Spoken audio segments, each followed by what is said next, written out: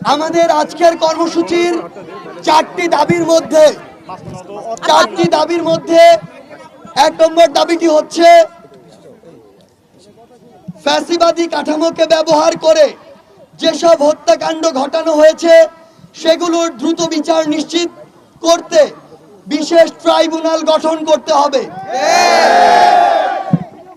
২ নম্বর দাবিটি হচ্ছে সংখ্যালঘু ভাই বোনদের উপর আওয়ামী লীগ ও ১৪ দল সহ যারা পরিকল্পিত ডাকাতি ও লুণ্ঠনের মাধ্যমে গণ অভ্যুত্থানকে বিতর্কিত করার প্রচেষ্টায় অংশগ্রহণ করেছে তাদের বিচার নিশ্চিত করতে হবে।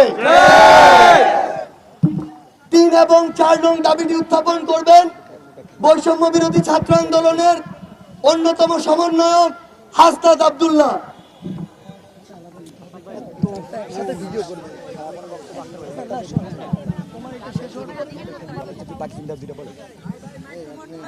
প্রিয় সহযোদ্ধা, আজকে আমাদের রেজিস্ট্যান্স উইক শুরু হয়েছে এবং রেজিস্ট্যান্স উইকের আমাদের যে 4টা দফা দাবি, এর মধ্যে 3 নম্বর দাবিটি হচ্ছে প্রশাসন ও বিচার বিভাগে যারা ছাত্র জনতার অভ্যুত্থানে হামলা, মামলা এবং হত্যাকাণ্ডকে বৈধতা দিয়েছে এবং ফ্যাসিবাদ বারংবার কায়েম করার চেষ্টা করেছে তাদের দ্রুততম সময়ে অপসারণ ও বিচার নিশ্চিত করতে হবে।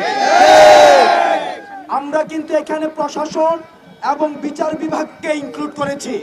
অর্থাৎ প্রশাসনের যে কোনো পর্যায়ে সেই ইনক্লুসিভের জায়গা থেকে আগের ফ্যাসিস্ট সরকারের যে সুশাসন ছিল, যেসব ফ্যাসিস্ট ছিল, সেসব আমলা ছিল, তাদেরকে পদত্যাগের মধ্য দিয়ে, পদচ্যুতের মধ্য দিয়ে আমরা সেটির সমান পদক্ষেপ করতে চাই। আমাদের 4 নম্বর যে দাবিটি হচ্ছে সেটি হচ্ছে প্রশাসন ও বিচার বিভাগে যারা এতদিন বৈষম্যের শিকার হয়েছে তাদের জন্য সবার জন্য ন্যায্যতার ভিত্তিতে সমান সুযোগ সুবিধা নিশ্চিত করতে হবে। আপনারা জানেন আগের যে প্রশাসনটা সেটা ছিল হাসিনার তোষামোদী প্রশাসন। এই প্রশাসনে যত ধরনের সরকারের সংস্থা রয়েছে সবগুলোকে অকেজু করে দিয়ে শুধুমাত্র গণভবন থেকে বাংলাদেশ চালু করা হতো। পতিতালয় থেকে সচিবালয় সবকিছুর সিদ্ধান্ত নেওয়া হতো গণভবন থেকে।